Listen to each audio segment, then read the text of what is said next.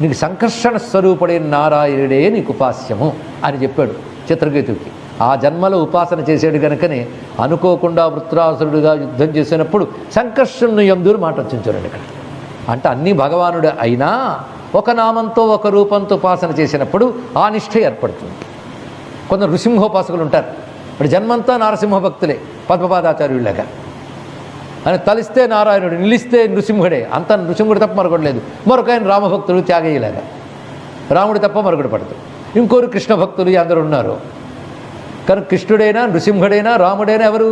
పరమాత్మే. అలా ఈయన సంకర్షణుడిని ఉపాసన చేశాడు. ఆ సంకర్షణ మంత్రాన్ని ఉపదేశించినటువంటి వారు నారదులు వారు.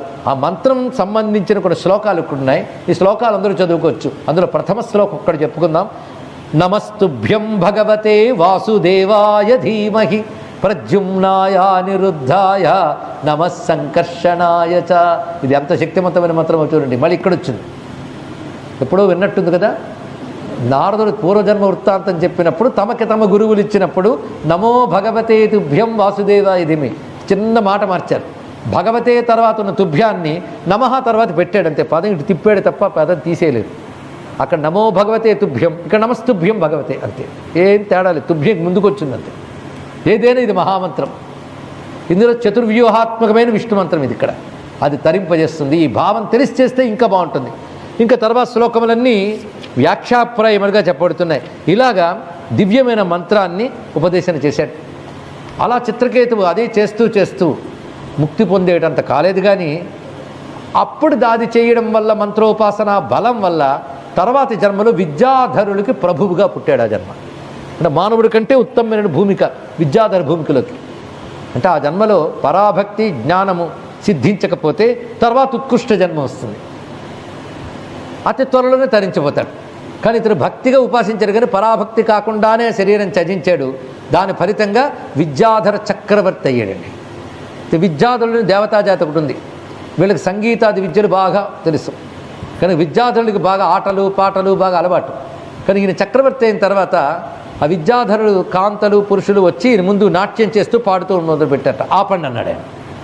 ఇదేమిటి ప్రతి వాళ్ళు ఇవన్నీ ఎంజాయ్ చేస్తుంటే ఆపంటున్నాడు ఏమిటి, దీనికి అభిరుచి లేదే ఏమిటి అనుకున్నట్ట. ఆయన నేను విద్యాధరుని కనుక నాకు సంగీతము అవన్నీ ఇష్టమే, కానీ మీరు ఇకపై ఈ నాట్యాలు పాటలు చేసేటప్పుడు పనికిమాలిన లోకవృత్తాలు పక్కన పెట్టి నారాయణుని గురించే పాడండి, నారాయణుని గురించే నృత్యం చేయండి, అది చాలన్నాడండి చిత్రకేతుడు.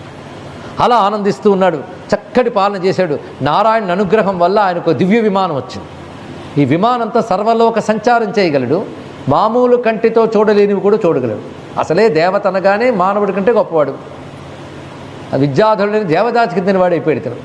అలాగా ఆ దివ్యమైన విమానంతో సంచరిస్తూ వెళుతున్నాడు. ఒకసారి ఆ వెళుతూ అనే లోకములు దాటుతుంటే కైలాసలోకం కనబడింది ఆయనకి.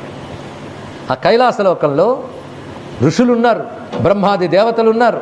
వాళ్ళందరి మధ్యన దివ్యమైన సింహాసనంపై శివుడు కూర్చుని ఉన్నాడు. ఆయన ఒళ్ళో పార్వతీదేవి ఉన్నది. అలా కూర్చున్న పార్వతీదేవిని ఎడమ చేతి చాచి ఆమెను ఆలింగనించి హత్తుకుని ఉన్నాడండి ఆయన. ఇలాంటి స్వరూపం అసలు ధ్యానించడానికే యోగ్యమైన మంగళకరమైన రూపం అది. అది చూశాడు ఇతడు.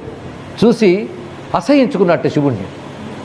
అరే ఇలా భారీ నొళ్ళో పెట్టు కూర్చునేది ఏకాంతంలో ఎక్కడ అంతఃపురంలో చేసుకోవచ్చు, కానీ సభలో ఎవడైనా చేస్తాడా? ఏమి కాముకత్వం, ఏమి జుగుప్సాకరం. ఒళ్ళో ఒక ఆడదాన్ని కూర్చోపెట్టుకుని ఒంటికి హత్తుకుంటూ కూర్చుంటాడా? ఏం బాలేదు ఇది అంటూ అహంకారం చేత శివుడు నిందించడం మొదలుపెట్టాడు, అందరూ వినేటట్టు. అది బాధాకరమైన అంశం. అంటే శివుడు ఏదో మామూలు మనిషి అనుకుంటున్నాడు, ఆవిడెవరో మామూలు స్త్రీ అనుకుంటున్నాడు. అక్కడ ఉన్నటువంటి దేవతలు కానీ ఋషులు కానీ ఆయన చూస్తూ నమస్కరిస్తున్నారు. ఎన్ని తపస్సుల భాగ్యంగా ఈ దర్శనం లభించింది అనుకుంటున్నారు. ఇతను మాత్రం ఏంటి నిందించాడు. అంటే ఇంకా రావలసిన వివేకం రాలేదు. భక్తుడా అంటే గౌడ భక్తుడు, పరాభక్తుడు కాదు. జపం చేశాడు, ఫలితంగా ఉత్తమత్వం వచ్చింది. ఇలాగా కొంతమంది ఏదో భగవదారాధన చేసినప్పటికీ కూడా అవివేకం వల్ల తమస్సు వల్ల దేవతా భేదం చూస్తారు. ఈ కథ ఎంత సందేశం ఇస్తుందో చూడండి. ఇక్కడ ఇలా స్పష్టంగా భాగవతం చెప్తోంది. ఎదురుగా ఉన్నటువంటి శివుడిని చూసి చాలా అవహేళన దృష్టితో మాట్లాడగానే శివుడు అతన్ని చూసి చిన్న నవ్వున పెట్టండి. ఏమీ అనలేదు మహానుభావుడు. చూడండి,